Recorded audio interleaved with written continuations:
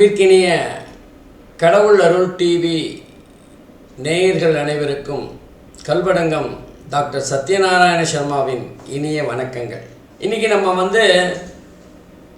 சனிப்பயிற்சி பற்றி பார்க்க போகிறோம். சனிப்பயிற்சி பலன்கள் 12 ராசிக்கும் எப்படிப்பட்ட பலன்களை தரப்போகிறது அப்படின்னு பார்க்க போகிறோம். சனிப்பயிற்சி இந்த தடவை மாசி மாதம் 22ஆம் தேதி அன்று, ஆங்கிலப்படி மார்ச் மாதம் 6ஆம் தேதி அன்று வாக்கிய பஞ்சாங்கத்தின்படி பூரட்டாதி 3வது பாதத்திலிருந்து பூரட்டாதி 4வது பாதமாக கும்ப ராசியிலிருந்து மீன ராசிக்கு சஞ்சாரம் செய்ய போகிறார். இந்த பயிற்சி எப்படிப்பட்ட பலன்களை 12 ராசிக்கும் தரப்போகிறது அப்படின்னு தான் இன்றைக்கி பார்க்க போகிறோம். குருவை பொறுத்தவரை அவர் எல்லாருக்குமே ஏதாவது ஒரு பாடத்தை கற்றுக் கொடுக்கணும் அப்படிங்கிற ஒரு எண்ணத்தில் தான் இருப்பார். ஏதாவது ஒரு வகையில் கெடுபலன்களை தந்தோ அல்லது நல்ல பலன்களை தந்தோ ஜாதகருக்கு ஒரு பாடத்தை புகட்டுவார். 12 ராசிக்குமே பாடத்தை சொன்னாலும் குறிப்பிட்ட ஒரு 6 ராசிக்கு மாத்திரம் சனி பகவான் இந்த தடவை ஒரு ஸ்பெஷல் கோச்சிங் கிளாஸ் வச்சுருக்கார். எந்த 6 ராசி அப்படின்னு பார்த்தீங்கன்னா, 7 சனி பிடித்துள்ள கும்பம், மீனம், மேஷம் ஆகிய 3 ராசிகளும், அர்த்தாஷ்டம சனி என்று சொல்லப்படுகின்ற 4வது வீட்டில் சனி இருக்கின்ற தனுசு ராசி அன்பர்களுக்கும், கண்டக சனி என்று சொல்லப்படுகின்ற 7வது வீட்டில் சனி இருக்கின்ற கன்னி ராசி அன்பர்களுக்கும், அஷ்டம சனி என்று சொல்லப்படுகின்ற 8வது வீட்டில் சனி இருக்கின்ற சிம்ம ராசி அன்பர்களுக்கும் அந்த ஸ்பெஷல் கிளாஸ். வாழ்க்கை பாடம் அவங்களுக்கு கொஞ்சம் ஹெவி சிலபஸாக இருக்கும். பொதுவாக நம்ம ஒரு வகுப்பில் சில நல்ல மாணவர்களை தேர்ந்தெடுத்து அவங்களுக்கு கொஞ்சம் பிரத்யேகமாக அதிகப்படியான பாடங்களை சொல்லிக் கொடுப்பது வழக்கம். இது பள்ளிக்கூடங்களில் இருக்கிற வழக்கம். அதே மாதிரி தான் சனி பகவான் இந்த 6 ராசிக்காரர்களுக்கும் ஒரு சோதனை, ஒரு புதிய பாடத்தை எடுக்கப் போகிறார். அந்த 6 ராசிக்காரர்களும் கொஞ்சம் இந்த சனி பயிற்சி காலகட்டத்தில் கவனமாக இருக்கணும். அதே நேரத்தில் மகர ராசிக்கு ஒரு ரிலீஃப்,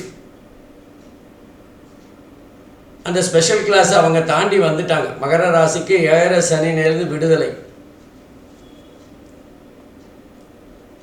அதே மாதிரி கடகராசிக்கு அஷ்டம சனியிலேருந்து விடுதலை. சிம்ம ராசிக்கு இப்போதான் அஷ்டம சனி பிடிச்சிருக்கு. ஆகவே இந்த சனி பயிற்சி பலன்கள் எப்படி இருக்க போகிறது அப்படின்னு பார்க்கறதுக்கு முன்னாடி, பொதுவாகவே சனி பகவான் சரராசி அன்பர்களுக்கு கொஞ்சம் அதிகமான கெடுபலன்களை தருவார். அதுக்கு அடுத்ததாக ஸ்திர ராசி அன்பர்கள், அதுக்கப்புறம்தான் உபய ராசி அன்பர்களுக்கு கொஞ்சம் குறைவான கெடுபலன்களை தருவார், அல்லது அவங்களுக்கு கொஞ்சம் கம்மியான பாடத்திட்டத்தை வச்சிருப்பார். இப்போ மேஷ ராசிக்கு அது சரராசி அப்படிங்கிறதுனால கொஞ்சம் அந்த 7 சனி அவங்களுக்கு கெடுபலனை அதிகமாக தரும். அதே நேரத்தில் கும்ப ராசி அப்படிங்கிறது ஸ்திர லக்னமாக இருக்கிறதுனால கொஞ்சம் மீடியமான கெடுபலன்கள். மீன ராசிக்கு பொதுவாகவே 7 சனியாக இருந்தாலுமே அது உபய ராசியாக இருக்கிறதுனால பெரிய அளவுக்கு பாதிப்பு இருக்காது அப்படின்னு தான் சொல்லணும். ஆகவே இந்த சனி பயிற்சி பலன்கள் எந்த மாதிரியான பாடத்திட்டத்தில் ஒவ்வொரு ராசிக்கும் நல்லது கெட்டதை போதிக்க போகிறது அப்படிங்கிறத தான் இன்றைக்கி நம்ம பார்க்க போகிறோம். பொதுவாக இந்த சனி தோஷம் உள்ள ஜாதகம், அந்த 6 ராசி சொன்னேன்ல, அந்த 6 ராசிக்காரர்கள் ஒரு சின்ன பரிகாரம் பண்ணால் நல்லது. தோஷ பரிகாரம், சனி தோஷ பரிகாரம். பொதுவாக அந்த சனி பகவானுக்கு ரெக்கமெண்டேஷன்லாம் பிடிக்காது.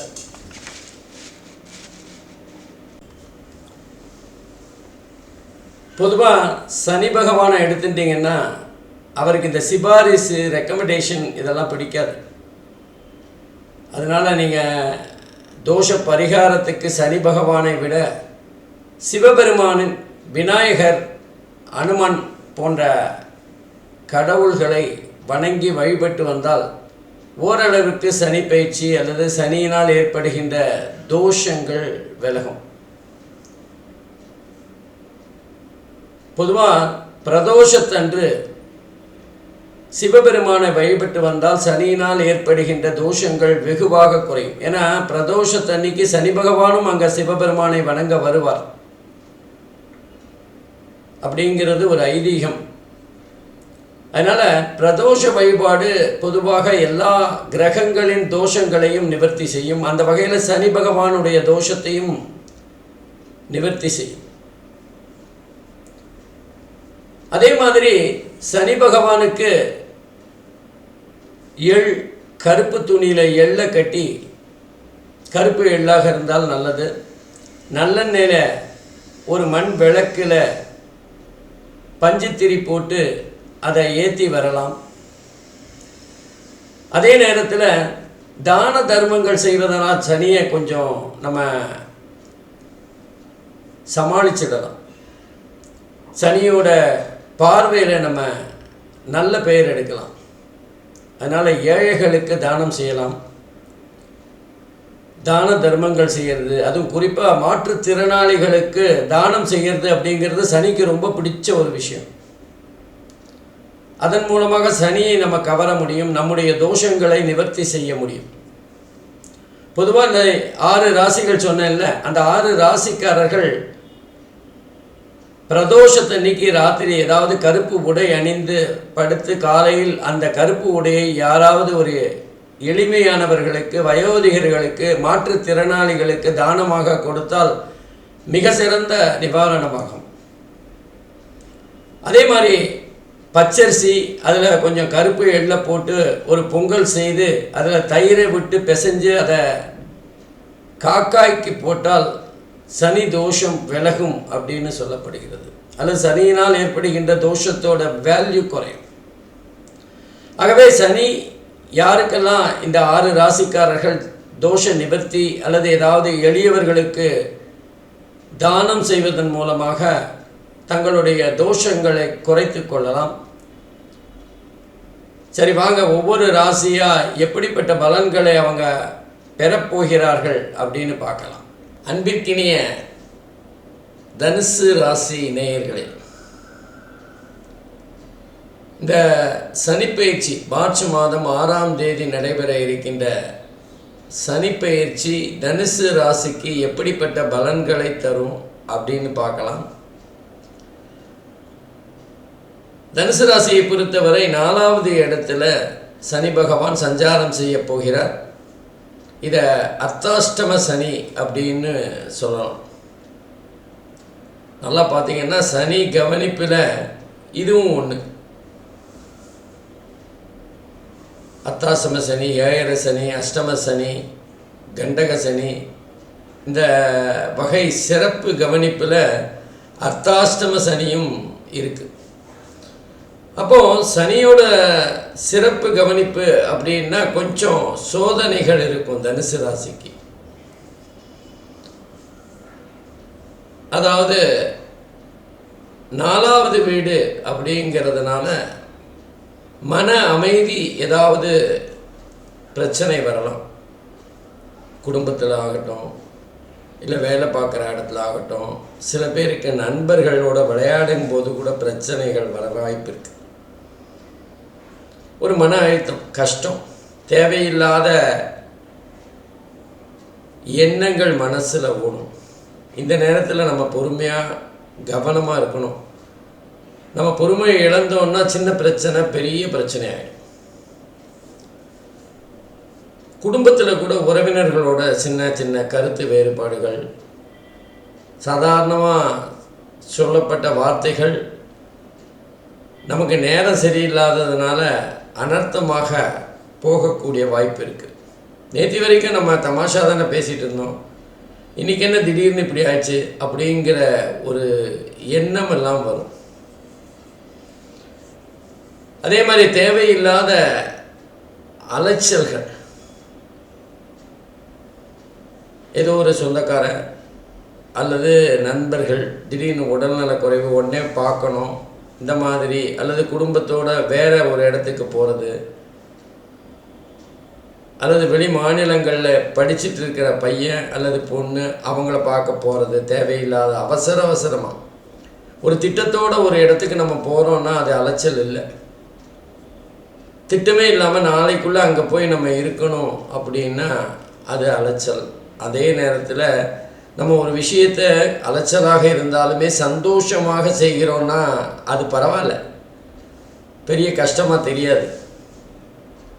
ஆனால் ஒரு அவசர ஆத்திரம் அல்லது ஒரு கஷ்டமான சூழ்நிலையில் நம்ம போகணும், அதே நேரத்தில் நம்ம இருக்கிற தொழில் அல்லது நம்ம பார்க்குற வியாபாரத்தில் மிக முக்கியமாக நமது இருப்பு அவசியம் அப்படிங்கும்போது நம்ம வெளியில் போகணுங்கிறது ஒரு விதமான கஷ்டம், என்ன பண்ணுறதுன்னு தெரியாத குழப்பம், இந்த மாதிரியான இருக்கும்.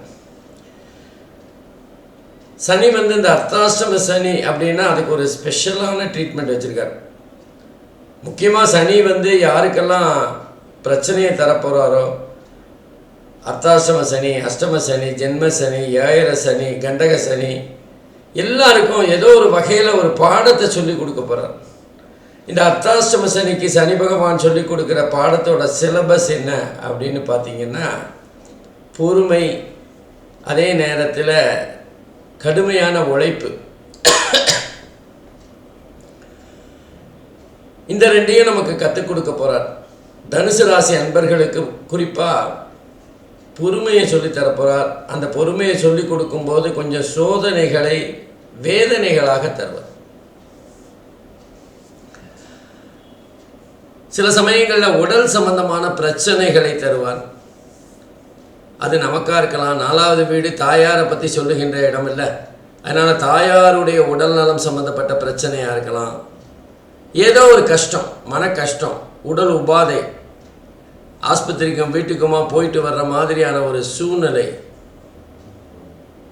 இதெல்லாம் நம்ம ஆஸ்பத்திரிக்கு போகிறது, திடீர் அலைச்சல் போன்ற விஷயங்கள்லாம் எதிர்பார்க்க முடியாது. அதுக்கு மாற்றும் கிடையாது. நம்ம போகலாமா வேண்டாமான்னு சிந்திக்கலாம் முடியாது, போகணும், ஆனால் எப்படிங்கிறது தான் கேள்வி. அடுத்து பார்த்திங்கன்னா வேலை, 4வது வீடு பாதிக்கப்பட்டாலே வேலை மாற்றம், இடமாற்றம், நம்ம எதிர்பார்த்த பதவி உயர்வு கிடைக்காத ஒரு சூழ்நிலை, தேவையில்லாத வேலை விஷயமாக அலைச்சல், நம்ம போயிட்டு வந்த வேலை அலைச்சல் மோதிய போன்ற விஷயங்களில் வெற்றி கிடைக்காத ஒரு மன வருத்தம், இந்த மாதிரி உணர்ச்சி பூர்வமான பல விஷயங்கள் இந்த காலகட்டத்தில் நடக்கும். அதுவும் நம்ம பதவி உயர்வு கண்டிப்பாக நமக்கு கிடைக்கும் அப்படின்னு எதிர்பார்த்துட்டு இருக்கும்போது, அது மாத்திரம் இல்லாமல் இடமாற்றமும் சேர்ந்து வரும்போது அந்த பதவி மாற்றம், பதவி உயர்வு அப்படிங்கிறது முழுமையாக ருசிக்க முடியாமல் போயிடும். மேலும் இந்த சொத்து சம்பந்தமான சில பிரச்சனைகள் வரக்கூடிய வாய்ப்புகளும் இருக்குது. அது பங்காளி சண்டையாக இருக்கலாம், இல்லை பக்கத்து வீட்டு வரப்பு சண்டையாக இருக்கலாம். ஏதோ ஒரு நீதிமன்றத்துக்கு போகலாமா, இல்லை நம்மளே போஷிக்கலாமா, அல்லது வார்த்தை தடிக்கக்கூடிய சூழ்நிலை, போலீஸ் ஸ்டேஷனுக்கு அலையக்கூடிய சூழ்நிலை, இப்படி ஏதாவது ஒரு வகையில் நமக்கு பொறுமையை சொல்லித்தர போகிறார். நம்ம பொறுமையாக இருந்துட்டால் பிரச்சனையே இல்லை, சனி பகவான் நம்மளை விட்டுற போகிறார். ஆனால் இவ்வளவு பிரச்சனை, இவ்வளவு கஷ்டங்கள் நம்ம சொல்லிட்டோமேனு பயப்பட வேண்டிய அவசியம் இல்லை. ஆபத் பாவந்தவனாக குரு பகவான் தன்னோட 9வது பார்வையாக சனியை பார்க்குறார். நீ கவலைப்படாதப்பா, நான் இருக்கேன், பயப்படாத அப்படின்னு தனுசு ராசிக்கு அதிபதியான குரு பகவான் தன்னுடைய